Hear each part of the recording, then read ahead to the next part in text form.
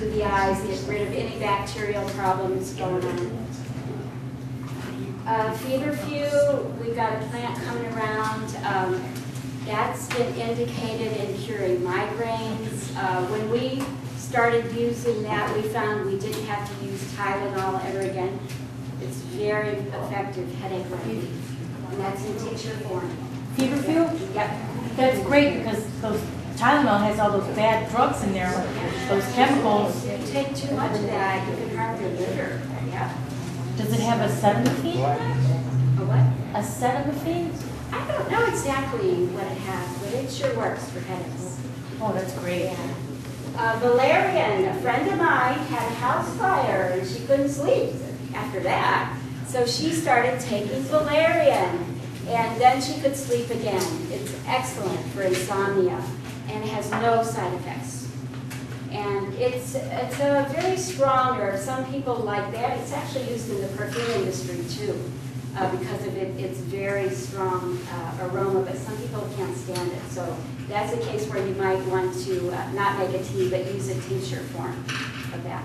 Yeah. I was going to say, is there anything that can control sugar, you know, blood sugar, glucose, or anything? Any herbs? I know cinnamon for a fact helps. Yeah, right, cinnamon. And Google, I think it's an Indian herb. I don't know. There's a tremendous amount of research going that way now. Yeah, cinnamon has been indicated for that, yeah. Because that's a big problem, you know, that, Right.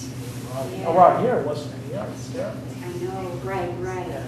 Another problem which my daughter and I have had to deal with is thyroid illness. Yeah, that's a big Boy, problem. we are in the goiter belt, it's called, and it has to do, we have no iodine in the soil, and it's also an industrial area, which challenges the thyroid. So be sure to get your thyroid checked in your next physical exam. The ranges aren't correct on the lab information. Your TSH really shouldn't be over 3. So be sure, like it asks for your doctor for a thyroid TSH test. And that's a good thing to look at. Before I forget, could I ask a question? Sure. Maybe not about forget. This is growing in my yard, and I think it looks like the feverfew. Want to pass it over? Yes. Yeah. And do you have any growing tips for a tender perennial lemongrass? Can I leave it outside or should I actually haven't raised lemongrass. So, yeah, I don't know. Yeah. If it says tender, that means it's going to die, right? I'll have to look at this a little later. Okay, it has the little white flowers. Yeah, That's not it. it smells like feverfew. I just picked it and it's all wilted. Yeah. Yeah, I think it is, but let's compare it Oh, with the other. yours is fresh looking. Yeah, I just made this one. Oh, I dropped it in water too. Oh, okay, Yeah. so that probably. Okay. So black cohosh, that's a wonderful woman's herb. It's called a phytoestrogen. It's loaded with estrogen. So that's actually, a lot of doctors are prescribing that now for menopause if you're low on estrogen. And it's a great one without any side effects. We have also cayenne. Ooh, yes. You like that? I love it. That's a great herb. And if you capsule it, you can take a little bit in water, you can stand it. You can capsule it to get larger amounts, and it actually helps to cut mucus in the system. What is it again? Cayenne pepper. Oh. It's great for the circulatory system too. Yeah. I just made some fresh hot pepper soup last night with lots of cayenne from Frontier Spices, and then I chopped up some red peppers, some habanero peppers, and some jalapeno peppers. You're here today.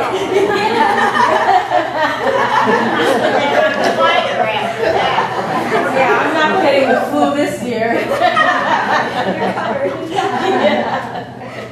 It is a styptic, and I have a Blizzard of 77 story. Oh my gosh. We were taking care of some children, my friends and I, because our other friend, she was having a baby. And so we were taking care of the kids. And for some reason, the boy decided to, everybody got stuck at our house. The boys were playing, and the boy decided to stick his tongue on a window screen that hadn't been taken off. So it got stuck there. Finally, he got the tongue off. And our other friend knew that cayenne was a styptic that stops bleeding. So she so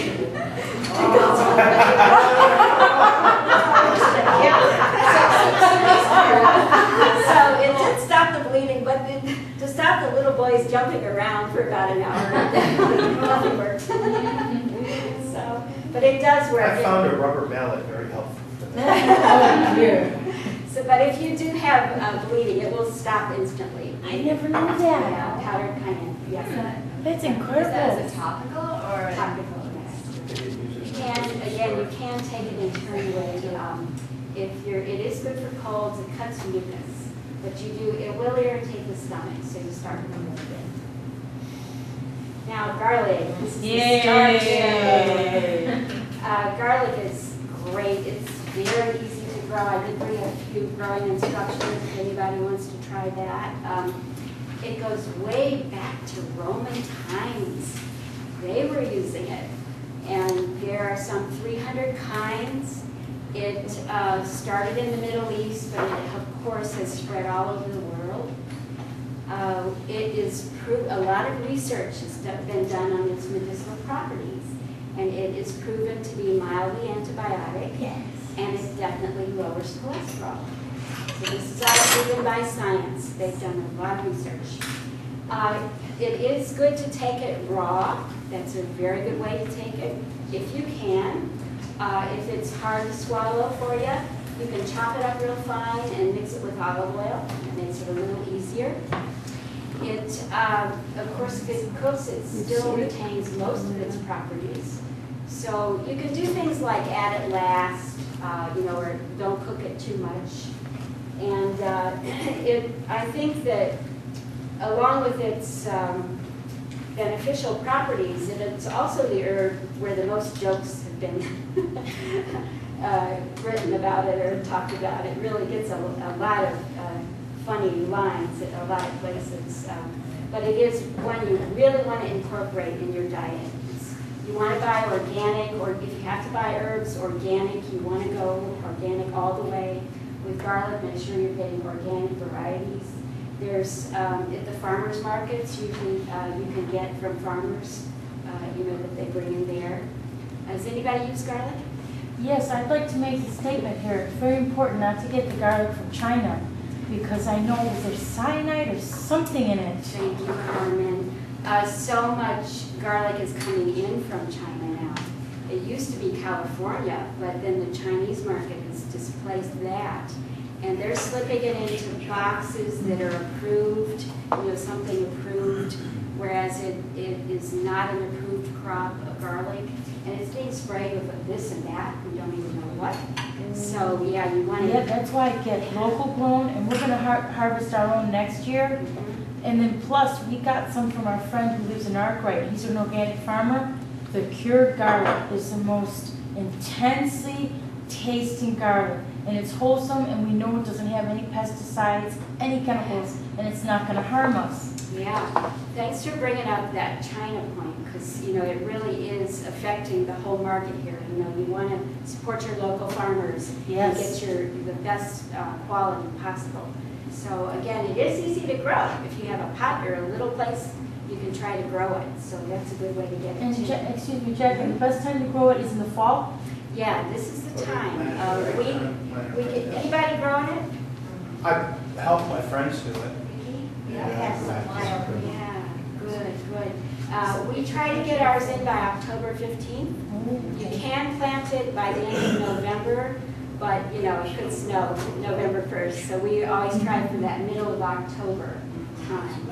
And you plant the bulbs about that deep, about 4 inches, or the cloves, not the bulbs. You separate out the cloves about 4 inches apart, and mulch it real good. We like to use straw, about 4 inches of straw.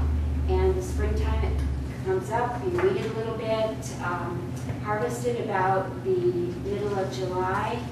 This is a top setting garlic, so you want to be sure to cut off those curly scapes that come up. Yep. Don't you cut them off earlier though?